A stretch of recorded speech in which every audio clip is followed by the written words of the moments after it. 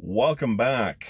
So I wanted to do an updated video on the Prime Student Driver Program, the CDL program, the program where you come to Prime without a commercial driver's license and get your CDL and become a truck driver. And the reason I wanted to do this update, this is November 2019 that I'm recording this video. I haven't done a video on training of really any kind in quite a while. And a lot of the information that I have in there is still relevant in a lot of my older videos, but Prime has changed a lot of the process, and some of it has to do with laws changing. Things change, quite obviously.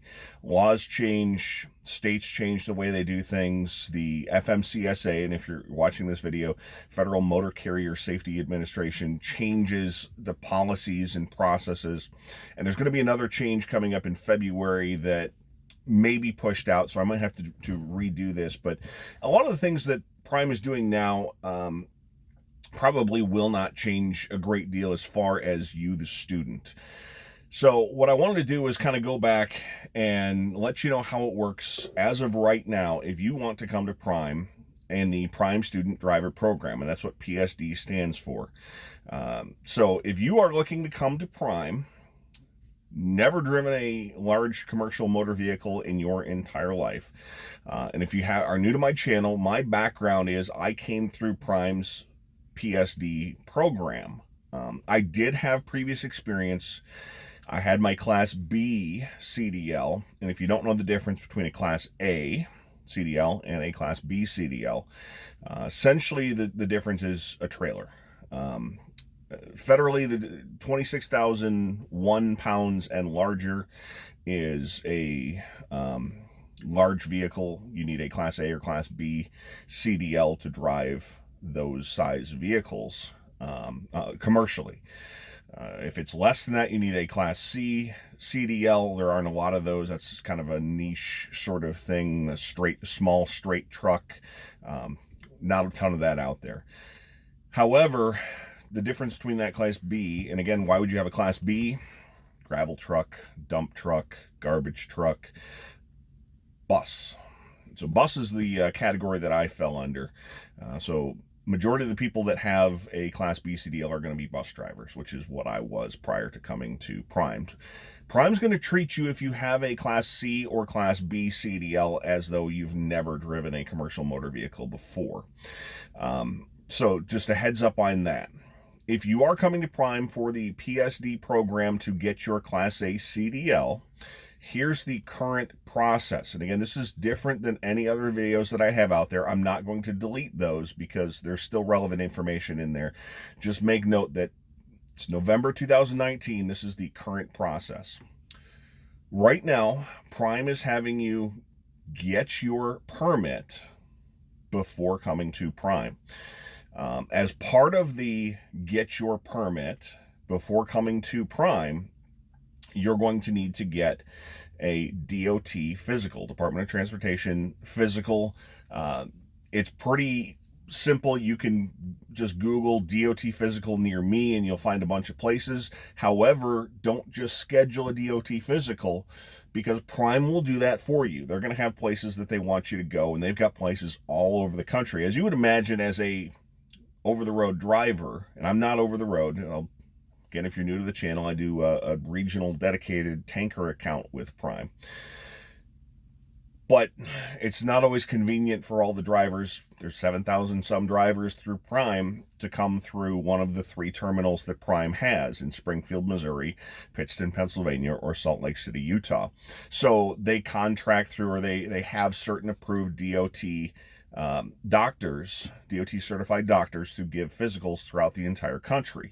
So when you contact Prime and say, I want to come, they're going to tell you, okay, you're going to need to go to your Department of Motor Vehicles, Bureau of Motor Vehicles, whatever, Secretary of State's office, whatever your state calls that office where you get your driver's license. You're going to need to go to that location and take the combination test, the general knowledge test, the tanker test, the air brakes test, At bare minimum, those are what you're going to need to take. You're going to need to get those all on a commercial motor vehicle permit, learner's permit. It's just like getting a learner's permit to drive your vehicle.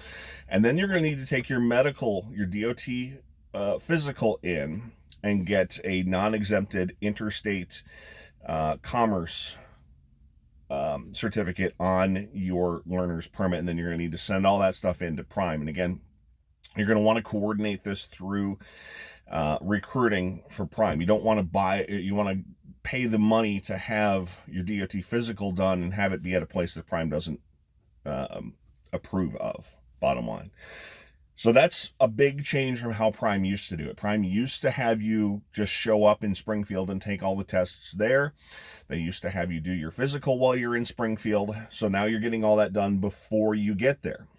Bonus to this, once you get to Springfield, orientation goes much quicker. They used to spend 2 to 3 days just getting people to pass their DOT physical, just to get people to pass their permit tests.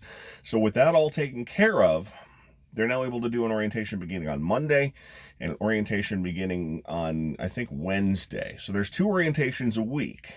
There's also a little bit of a change because of the way the laws work, where when I started, you had to go out for, I believe it was 50 or 60 hours of driving once you left Prime under driver instruction before you could come back and take your Cdl test.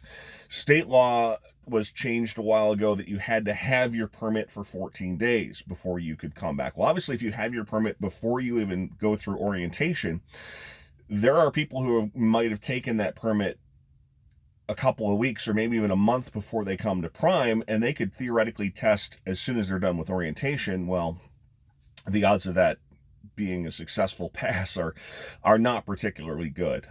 So Prime's going to make sure that you go out and you learn what you're doing. And Cdl testing, just as a reminder, involves 3 components: the pre-trip of the vehicle, and there are different components to the pre-trip, and that's part that you will learn. There will be learning aids. There will be study aids for you that Prime has videos and documents depending on how you learn. You're going to practice it every single day while you're in one-on-one instructions, and that's how Prime does all of their training. Once you leave orientation, it's all one-on-one. It's not 3-bunk bed, if you've seen that video from another competitor of Prime. It's you and an instructor. And that's it. And you are not team driving when you are driving in an 11-hour day. You're delivering, picking up freight, all that stuff. But it's all one-on-one. You're either driving or the instructor is driving, and the other person, the driver or the instructor or the student is in the passenger seat, and you're learning, because you can learn while the other person is driving. There's no doubt about that. So you go back, you take your test, you finish up, you get your CDL. While you're in that first part, you are not technically a Prime employee. Prime will loan you $200 a week for food, for expenses while you're out on the road, things like that, laundry. But that is a loan. You will have to pay that back once you become a Prime employee. But you don't have to take the $200 a week loan. You can take part of the $200 a week loan. You can take all of the $200 a week loan. It is not considered pay. Again, it is considered a loan. And once you start as a Prime employee, they will start deducting that pay for not $200 the first week that you're an employee. I believe it's $25 a week. They're going to start taking that money back until it is paid off. So once you go back and you get your CDL, you pass your CDL test with the pre-trip, driving, and backing. City driving, backing, pre-trip. Those are your 3 components. It's done this way. Pre-trip first, backing second, driving third. If you don't pass the first part, you don't move on to the second part. So if you do your pre-trip and you pass, then you start the backing part. If you fail the backing, you start over the next day. But you don't go back and do pre-trip, you start at backing. And then you pass backing, you go to driving, you fail driving, come back the next day, you start at driving. Just as an example, if you're worried about that, you don't have to go all the way back to pre-trip if you've already passed it. Once you passed it, you've passed it. So then the change is you are an employee once you get your CDL. Prime will start to pay you while you are training. And this is when training turns into team driving. If you're not familiar with team driving, one person drives their shift, the other person is typically sleeping. So the trainer is driving, the trainee is sleeping, the trainee is driving, the trainer is sleeping. Now, there's obviously a little bit of an overlap at the beginning where the trainee needs a little bit more guidance. So you're not going to be running 24 hours a day right off the bat. Also, there are periphery things. This is not just driving a vehicle and that's the only thing you have to do. The other part of TNT, so the first part, what I like to say, PSD, is learning to get a piece of plastic. It's how do you get your CDL. Once you have a CDL, you are not a truck driver. TNT, that trainer and trainee portion, the second portion, that is when you learn to become a truck driver. How do you deal with shippers and receivers? You don't do any of this stuff while you are in the PSD part. Your job in PSD is to learn to pass the test.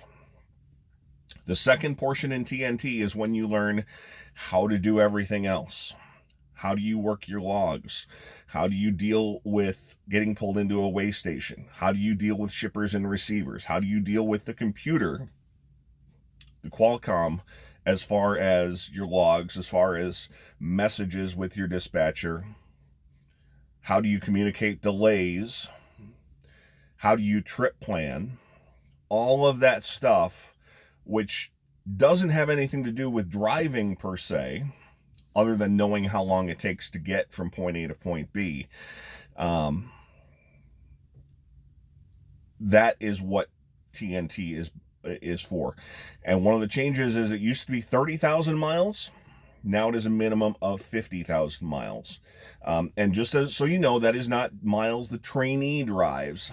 That is dispatch miles the truck is rolling. So as long as you're on that truck, if, just to give an example, if a truck goes 5,000 miles in 1 week, you only drove 2,200 of it, your trainer drove the rest, the other 28, you get credit for all 5,000 miles. So don't sit there and think, well, how am I ever going to get 50,000 miles? Because all I'm going to do is a couple thousand, maybe 3,000 miles in a week. When you're team driving, when you're rolling 24 hours a day, 5,000-6,000 miles in a week is certainly not out of the question, especially in the reefer division.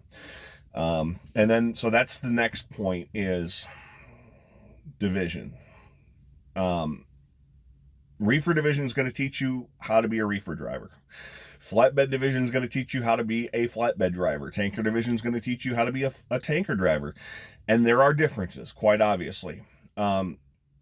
You need to know what division you want to be in by the first couple of weeks of TNT training. Because if you are about halfway through TNT training and say, I want to be a tanker driver, and you're doing TNT in a reefer truck, and you decide not to tell anyone, and then you get to the end of your 50,000 miles, and you think, oh, yay, I'm done, I can upgrade and be in my own truck, and I'm going to say, now I want to switch to tanker, they're going to tell you you need to go back and do another month training in a tanker truck. So by the time you're at least halfway done with your TNT training, you need to know, and if you want to switch to a specialty division, or if you're training in a tanker truck, you say, this isn't for me, I want to go to reefer, you need to let them know before you're done, because you will not learn the specialty things you need to learn if you are not in the division you are training for. So 50,000 miles. While you're doing that, you're getting paid $700 a week guaranteed. That is pay. That is not a loan. That is pay. They're taking out the money for the $200 a week loan if you took that while you were in training. They also will be taking out pay, back pay, for if you needed a passport. And I happen to have my passport when I came to Prime, so I did not need that. They will also take out pay for your TWIC card, Transportation Workers Identification Credential. That is a federal ID card that is used at ports, and you're going to need to pay for that. It does require a federal background check. There is an office at Prime in Springfield that will help you get applied for that. But while you're getting paid the $700 a week, they will start chipping away. And again, it's around $25 a week for each of those type things. It's pay, so they're going to start taking out the money for your taxes. They're going to start taking out the money if you start to sign up for insurance, things along those lines. So it's not just $700 that gets plopped into your account. You can start direct deposit if you want at this point. Once you reach 40,000 miles, and this is a new change, they're going to up that pay to $800 a week.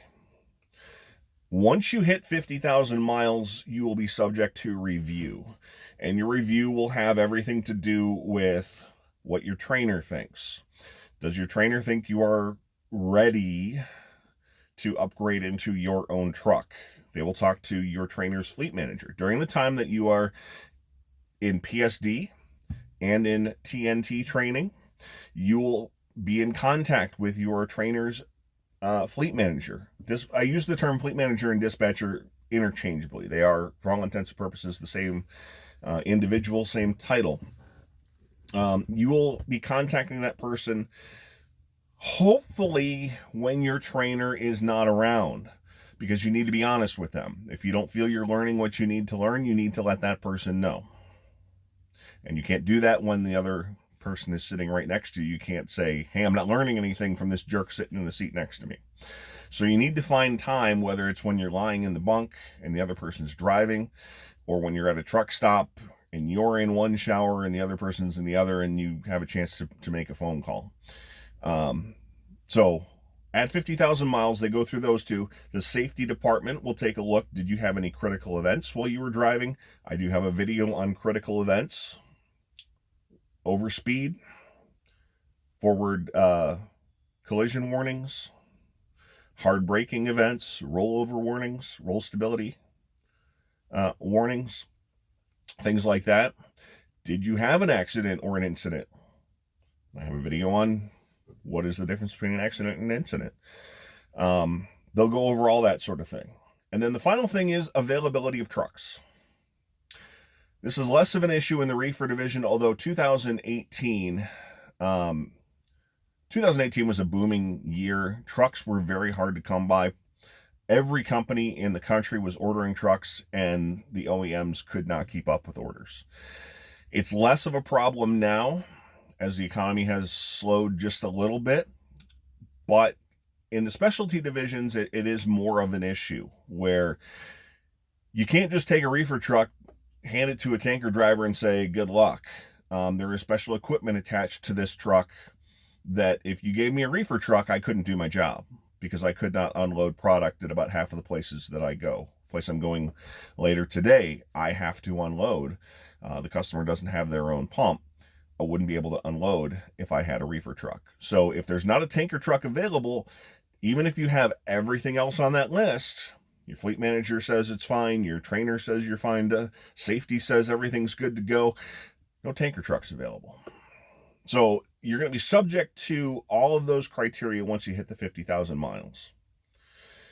So that's the current state of training if you come in as a PSD student in November 2019. Again, it's different. When I came here, you basically went out for 4 weeks in your PSD. That was set in stone. You did your permits and your physical when you got through a week-long orientation, and then it was 30,000 miles in TNT, and you would sit and wait on a truck, and there were guys that sat and wait for weeks in Springfield for a truck to become available. And that's part of what they're trying to avoid, is they're trying to avoid the people waiting on trucks was part of the issue.